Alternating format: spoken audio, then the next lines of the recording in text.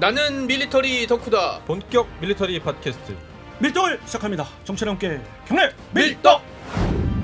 바로 안녕하세요, 박찬준입니다. 안녕하세요. 놀러온 남자 정명석 정작입니다. 안녕하세요. 월간 플래툰 이준규 기자입니다. 네, 이렇게 밀떡이 시작됐습니다. 개묘년을 맞이해서 네네. 항상 이제 국방부가 발표를 하지 않습니까? 매년 발표를 하고 있는데 5개년 국방 중기 계획이라고 네네. 해서 발표를 하고 있습니다. 또 흥미로운 것이 2022년도에도 이제 매년 발표하니까 발표를 한 거하고 변화도 한번 읽어보시면 네.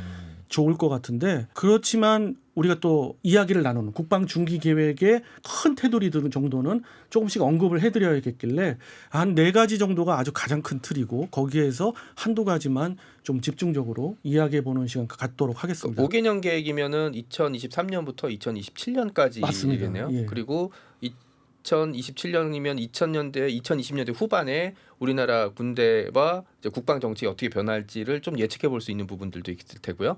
예측이 가능하죠. 그리고 2027년 되면은 세대를 넘는 그런 무기 체계들이 네네. 대부분 2030년대 초반에 완료가 되는 것들이 많잖아요. 그렇죠. 거기에 맞물린 어떻게 보면 가장 중대한 그런 국방 중기 계획이기도 합니다. 그러면 이 계획들은 저 같은 일반인이 볼 수 있는 건가요? 일반인들 다 볼 수 있고요. 당연히 그 일반인들을 위해서 공표가 됐고 국방부에서 발표를 한 내용인데, 여기에 어떠한 그런 숨은 것들이 있는가 행간 읽어야죠, 우리 또. 조금 말씀드리는 그런 시간 갖도록 하겠습니다. 우선 첫 번째가 북한 핵시설과 이동식 미사일 발사 차량, 이제 텔이라고 하죠. 그렇죠. 네. 탐지 및 파괴, 킬체인 능력을 확충한다는 그런 측면에서 한 3가지를 들었는데, 우선 F-35A 스텔스 전투기 20대 추가 확보.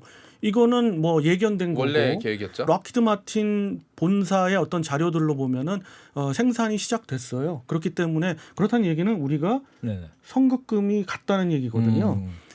그러니까 이 부분에 있어서 또 뭐 F-35A를 디스하시는 분들도 많고요. 디스를 할 게 너무 많죠. 어떻게 보면. 그렇지만 킬체인을 할 수 있는 무기 체계 중에선 지금 대안이 없습니다.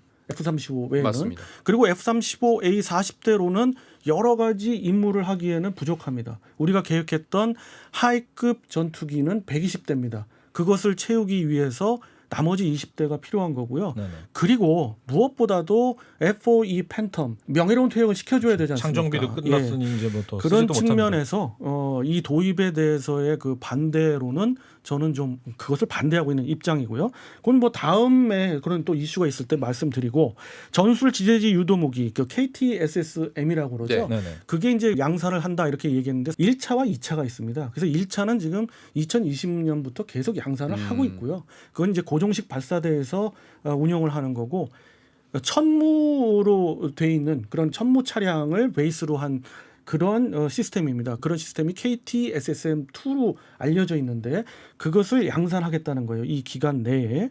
그리고 SLBM 탑재 중형 잠수함 추가 확보라는 것은 장보고 3 배치 2를 이야기하는 건데, 여기서의 가장 큰 특징은 리튬 이온 전지를 탑재한 잠수함이겠다라는 거죠. 그러니까 뭐 자망 시간도 그렇고 획기적으로 늘어나죠. 속도도 이론적으로는 3배 이상 늘어나는 겁니다. 그래서 그리고 또 굉장히 그 자유 시스템이 적용이 돼서 승조원들도 적고, 또 하나 아주 그 중요한 것은 바로 SLBM을 탑재한다는 거죠. SLBM을 더 많이 탑재한다는 거예요.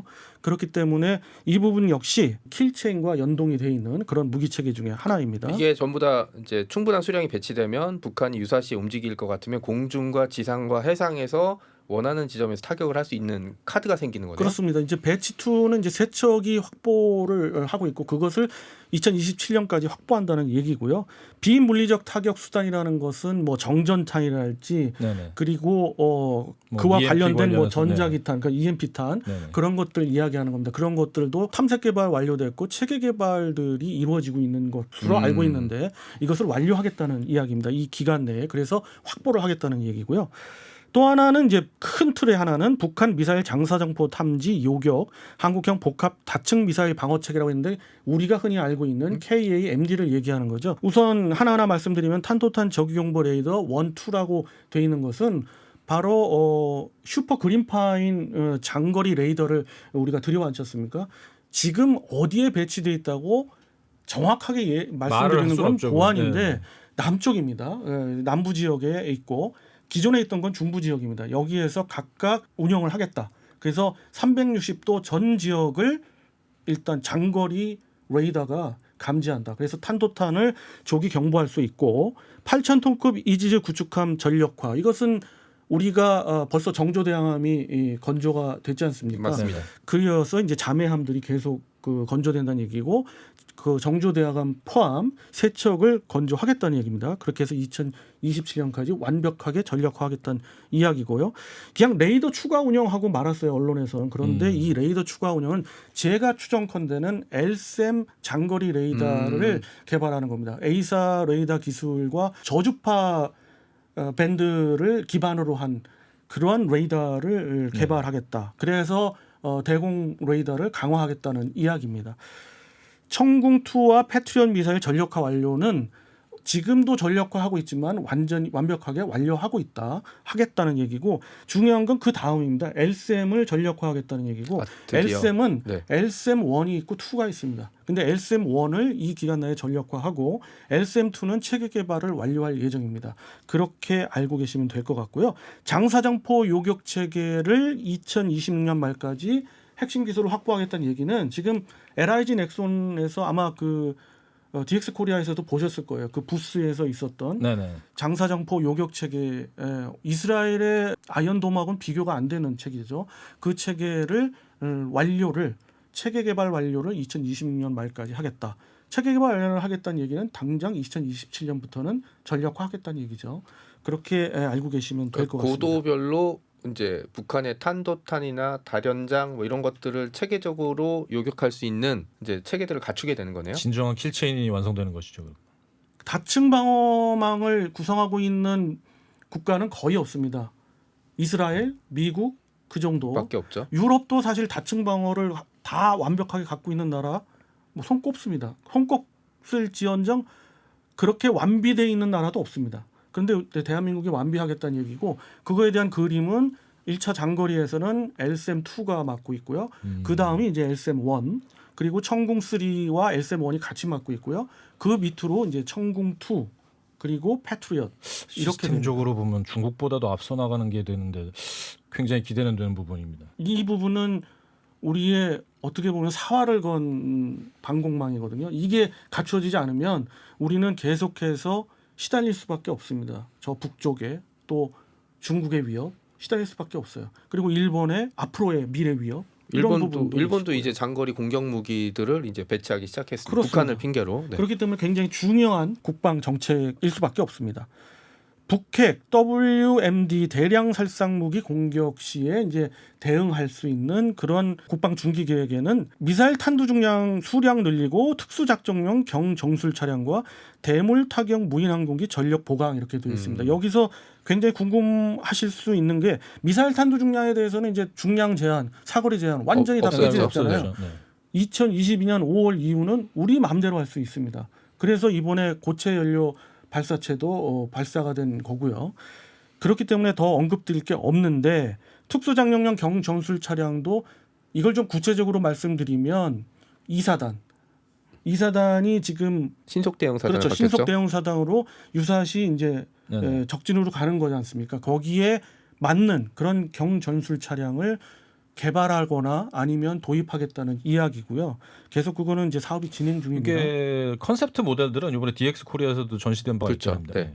대물 타격 무인 항공기라는 것은 지금 특수부대 중에 참수부대라고 알려진 이젠 참수부대라는 용어를 또 쓰지 말라고 해서 뭐 가급적 안 쓰는 편인데 우리는 뭐 관계없죠. 참수부대로 알려진 13 특수전 여단에 대해서 그에 맞는 무기 체계가 필요한데 거기에 대물 타격이라는 것은 자폭 무인기를 이야기합니다. 스위치 블레이드 같은 거네요. 그렇습니다. 지금 로템 L이라고 해서 무인기가 이제 배치가 됐어요. 일단 뭐 소량 배치가 됐는데 그것을 확대하겠다. 내지는 그와 관련된 무기 체계를 국산화하겠다. 이런 이야기입니다. 그리고 마지막으로는 감시 정찰 및 지휘 통제 체계 발전을 위해서 정찰 위성 전력화. 정찰 위성 전력화는 뭐겠습니까? 대표적인 게 425 광학 위성하고 그리고 2호 위성을 두 개 합쳐서 이제 5기를 네네. 띄우겠다는 얘기인데 이거는 요즘 이제 이슈가 되고 있는 고체 연료 발사체를 통해서 정찰위성 띄우는 거는 아닙니다. 그거는 이제 그때까지는 완성이 안 되기 때문에 유럽의 발사체를 사용할 거예요. 아마 이 기간 내에 곧 그 우리 손으로 만든 군 전용의 정찰위성이 드디어 전력화가 되는 거고요. 다출처 영상 융합 체계 전력화라는 거 이거 이거 처음 진짜 어려웠어요. 들어보셨을 네. 것 같은데 이게 데이터 올이라고 하는 미군의 정보 모든 정찰 자산들 하늘이건 위성이건 우주건 그리고 지상에서건 또 해상에서건 정찰 자산을 통해서 탐지된 모든 정보들을 한 곳에 규합하고 그것을 판단을 내릴 수 있게 시스템화하고 있는 어떤 시스템이라고 보시면 되는데 어떻게 보면 네트워크랑 좀 유사한 건가요? 그렇습니다. 아. 그런데 네트워크하고는 개념하고는 다르죠. 거기에 인공지능 AI 기술까지 들어가서 판단을 해주는 그런 시스템인데 그거의 기본형은 뭐 이미 완성을 쉽게 했고요. 말해서 이게 새냐 진짜 전투기냐 그런 것까지 판단을 해주는 거죠. 그렇습니다. 여기서의 얘기는 이런 탐지 전력들이 아주 높아진다. 그 기술적 고난이도가 높아진다라는 얘기고요. 2차 사업인 완성형을 2027년까지 완성하겠다. 이런 의미입니다. 그러니까 지금 계획으로만 보면 2020년대 후반쯤 되고 그게 이제 결과물이 나오는 2030년 초반 되면 대한민국 군대는 다시 한번 이제 탈바꿈하게 되는 거네요. 그렇습니다. 근데 여기서 굉장히 좀 중요한 또 이슈 중에 하나는 요즘 무인기 얘기가 많이 나오는데 무인기는 왜 이 국방 중기 계획에 안 들어갔느냐라는 그러네요. 비판이 많아요. 네. 근데 이런 비판들은 있을 수 있죠. 근데 소일고 외항간 교체는 격으로 아무 계획 없이 할 수는 없잖아요. 분명 군은 계획이 있고 이 상세한 내역 안에는 한 5,600억으로 저는 알고 있는데 무인기에 대비한 무기 체계에 대한 개발 계획이 있습니다. 그것을 조금 더 고도화하고 확대하겠다는 그래서 어떻게 보면 국방 중기 계획이 좀 변경될 가능성도 없지 않아 있습니다. 그렇죠. 매년 발표하게 되니까 그 이슈를 다듬어서 그렇습니다. 이제 집어넣을 수 있고 보완할 수 있죠. 네. 세부 수정은 항상 있어왔죠. 그리고 국방 중기 계획은 얼마든지 변화가 가능하고요. 이러한 변화를 감지할 수 있는 거는 작년에 국방 중기 계획하고 올해 국방 중기 계획을 비교해 보면 또 알 수가 있어요. 그것도 좀 재미있겠네요. 제가 분석해 본 바로는 2023, 2024, 2025까지의 국방 예산이 원래 계획했던 것보다는 조금 줄었고요. 대신 집중하고 있는 게 2026년하고 2027년이에요. 그리고 또 다른 측면, 전력 운용 측면에서의 국방비는 엄청나게 늘어났습니다. 24조 이상이 늘어났는데 그렇기 때문에 뭐 장병들의 복리후생이라든가 그렇습니다. 네. 그리고 봉급이죠. 네. 이제 월급도 대단히 장병들의 월급이 2027년에 얼마가 된다고 알고 계세요? 얼마쯤 될까요? 이 국방 중기 계획으로 보면 208만 원이에요. 이렇게 그 계속해서 장병들의 처우 개선 네. 그리고 병영 생활들 그런 거에 대한 개선도 계속해서 이루어지고 있고 이거를 실물로 보셨던 것이 바로 DX 코리아에서 맞습니다. 보셨을 겁니다. 그런 식으로 계획을 해 나가고 있다. 이런 얘기입니다. 여기 뭐 4가지 중에서 4가지 다 굉장히 중요하지만 가장 시급한 게 뭘 것 같아요? 저는 개인적으로 SLBM 생각하고 있습니다. 상대방 입장에선 내 머리 위에 떨어질 미사일이 제일 무서운 건데 잠수함에서 발사하는 미사일의 가장 큰 장점은 어디서 날아올지 모른다는 거거든요. 심지어 북한마저도 지금 개발하려고 안간힘을 쓰고 맞습니다. 남포항 앞바다에서 날아갈 수도 있고 서해 어딘가에서 날아갈 수도 있기 때문에 SLBM 얘기 나왔을 때 저는 살짝 흥분했습니다. 이게 이제 현모 4-4가 그렇죠. 네. 이거의 그 실체일 텐데요. 이름도 좋네요. 4-4면은 상대방한테 죽음을 2번 안겨준다는 뜻 아니겠습니까? 그런가요? 네. 죽을사. 네. 근데 여기서 좀 더 이제 고도화된다 그러면은 다탄두화가 그쵸. 되겠죠. 네. 그래서 한 번 발사하면은 예를 들면 북한이면 북한 전역의 주요 군사 목표들을 타격할 수가 있고 그것도 말씀 주신 대로 은둔 쥐두새도 모르게 어디서 날라오는지도 그렇게 모르는 할 수 있는 전력화된다면 비닝 무기가 될 수 있어요. 그리고 또 배치된 잠수함이 장보고 3 이제 리튬이온 전지로 하기 때문에 장거리 그다음에 장시간 잠행이 가능하잖아요. 그러니까 일반적인 잠수함이라 그러면 특정 시간 이후에 올라갔다 다시 내려가야 되고 탐지가 될 수밖에 없는데 이 경우는 그냥 명령받고 이렇게 깊숙한 동해 바다 속에 숨어 있다가 명령받고 올라와서 그냥 평양이라든지 아니면 요지에다 그냥 SLBM 쏟아볼 수 있잖아요. 쏜 다음에 그냥 잽싸게 사라져 버리면 되니까 무섭죠. 그 중계 계획대로 하면은 마지막 최종 단계에 갔을 때 현무 4-4는 몇 킬로 정도 사거리가 늘어날 것으로 보세요? 여러 가지 탄두를 장착할 겁니다. 이게 다탄두도 생각해 볼 수가 있고, 그러니까 탄두 중량에 따라서 다를 수가 있죠. 그죠. 탄두 중량이 500kg 정도라면은 500kg으로 봤을 때는 800kg 이상, 어허. 1000kg도 가능하리라고 봅니다. 애초에 이제 우리가 시험했을 때는 300kg부터 시험을 했지 않습니까? 근데 그것은 시험을 위한 것이고 실제 궁극적인 그런 타격력을 갖는 거는 주변국들도 상대해야 되기 때문에 맞습니다. 800km에서 1000km의 사거리를 갖는 SLBM이 될 것 같고요. 궁극적으로는 SLBM의 플랫폼이라고 하면은 장보고 3 배치 2보다는 그 다음에 이어질 그것이 원자력 추진 잠수함이 될지 배치 3로 명명할지는 모르지만 그런 원자력 추진 잠수함에서 탑재돼서 운용된다면 이건 뭐 전략 무기가 되는 거죠. 야, 그러면 2030년쯤 되면 대한민국 군은 지금도 충분히 강력하지만 어떻게 보면 상대방과 싸우기 위해서 극한의 체력을 끌어올린 내일의 조같이 돼버렸네요. 계획대로만 된다면 중국이 뭐 서해 124도를 네네. 넘어오지 말라. 네. 이건 이제 개무시해도 뭐 도련선식으로 또 하나 이렇게 만들려고 하는 거죠. 그렇습니다. 개무시할 수 있는 그런 전력이 되는 거고요. 일본이 감히 넘볼 수가 없고요.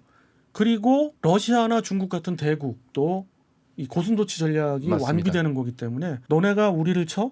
그럼 니네는 엄청난 내상을 입어. 팔 하나 부러뜨릴 거야. 그렇습니다. 그렇게 되는 자주국방이 이루어지리라고 봅니다. 그래서 계획대로 되기를 정말 간절히 바라는 마음이고요. 이런 국방 중기 계획을 볼 때마다 그런 생각이 들어요. 이거 꼭 실현됐으면 그죠. 하는 그런 네. 생각이 들어요. 개 중에는 실현이 안 될 수도 있고 그럴 수도 있습니다. 뭐 지연될 수도 있고 그렇죠. 그리고 실패할 수도 있는데 그럴 때마다 가급적이면 청취자분들한테 말씀드려주고 싶은 것은 박수, 그럼요. 네. 응원인 거죠. 응원과 박수. 예, 그런 실패를 딛고 다시 성공의 길로 갈 수도 있는 거지 않습니까? 네네.